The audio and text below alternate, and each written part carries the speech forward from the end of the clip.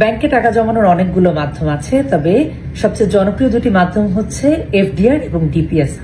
কিন্তু আপনারা অনেকে হয়তো ভাবছেন যে এফডিআর করবো নাকি ডিপিএস করবো, মানে কোন পদ্ধতিতে টাকা জমানোটা ভালো। সেক্ষেত্রে আপনি যদি দুটার আলাদা ফিচারগুলো জানেন তাহলে আপনার জন্য সিদ্ধান্তটা নেওয়া সহজ হবে। এফডিআর হচ্ছে ফিক্সড ডিপোজিট রিসিপ্ট, অর্থাৎ আপনি একটা নির্দিষ্ট পরিমাণ টাকা জমাবেন এবং সেটার এগেইনস্টে আপনি একটা নির্দিষ্ট ইন্টারেস্ট পাবেন। তো যাদের হাতে হয়তো একটা নির্দিষ্ট পরিমাণ অর্থ জমা আছে, কোনো কাজে হয়তো লাগাচ্ছেন না আপনি, সেক্ষেত্রে আপনি কিন্তু ব্যাংকের স্বল্প মেয়াদী কিংবা দীর্ঘমেয়াদে এফডিআর করতে পারেন। তো দেখা যায় যেটা অবসরকালীন জীবনে একটা ভালো সাপোর্ট দেয়, অর্থাৎ আপনার টাকাটা ঘরে পড়ে থাকলো না, বরং সেই টাকা থেকে আপনি একটা ইন্টারেস্ট পেলেন।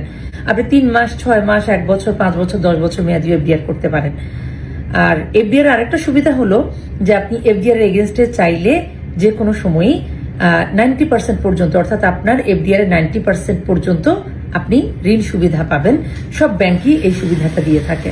ডিপিএস যেটা, সেটা হচ্ছে ডিপোজিট পেনশন স্কিম, অর্থাৎ আপনার কাছে হয়তো কোনো নির্দিষ্ট পরিমাণ টাকা এখন জমানো নাই, কিন্তু আপনি হয়তো মাসে মাসে আয় করছেন এবং সেই আয়ের বিপরীতে আপনি হয়তো চিন্তা করছেন যে আমি ভবিষ্যতের জন্য হয়তো টাকা জমাবো, আমি নতুন চাকরি শুরু করেছি, কিংবা সন্তানের ভবিষ্যতের কথা চিন্তা করে টাকা জমাবেন। সেক্ষেত্রে আপনি কিন্তু এই ডিপিএস করতে পারেন, অর্থাৎ মাসিক কিস্তিতে আপনি টাকা জমাবেন একটা নির্দিষ্ট সময়ের জন্য এবং একটা নির্দিষ্ট টার্গেট রেখে, সেটা 1 বছর, 2 বছর, 5 বছর, 10 বছর মেয়াদী হতে পারে। তো সেটাও আপনি কিন্তু একটা নির্দিষ্ট সময় গিয়ে আপনি আপনার টাকার বেনিফিট পাবেন, অর্থাৎ একটা ইন্টারেস্ট যুক্ত হবে এবং আপনার মূল টাকাটা সহ একটা নির্দিষ্ট পরিমাণ টাকা আপনার মেয়াদ পূর্তির পরে আপনি পাবেন এবং সেই টাকাটা আপনি চাইলে কোনো কাজেও লাগাতে পারবেন, অথবা আপনি ওই টাকাটাকে পরবর্তীতে এফডিআর করতে পারবেন এবং সেখান থেকেও আপনি ইন্টারেস্ট পাবেন। তো যার হাতে পর্যাপ্ত টাকা আছে তারা তাদের উদ্বৃত্ত টাকাকে চাইলে এফডিআর করতে পারেন। আর যারা প্রতিদিন ইনকাম করছেন কিন্তু চিন্তা করছেন আসলে কিছু জমাতে পারছি না, কিন্তু জমানো দরকার ভবিষ্যতের জন্য, তারা এই ছোট ছোট ডিপিএস গুলোর মাধ্যমে ভবিষ্যৎকে নিরাপদ করার পদক্ষেপটা নিতে পারেন।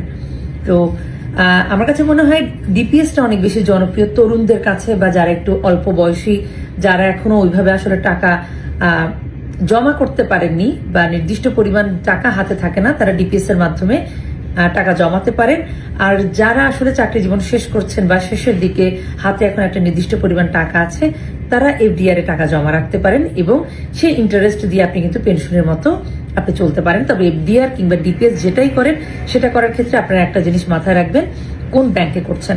সরকারি বেসরকারি উভয় ব্যাংকে কিন্তু এগুলো করা যায়, কিন্তু আপনি কতগুলো বিষয় মাথায় রেখে করবেন, যে ব্যাংকের সুনাম, ব্যাংকের আর্থিক বিবরণী এবং ব্যাংক কি পরিমাণ ইন্টারেস্ট দিচ্ছে, এই বিষয়গুলো জেনে আপনি আপনার আমানত নিরাপদ রাখার চেষ্টা করবেন।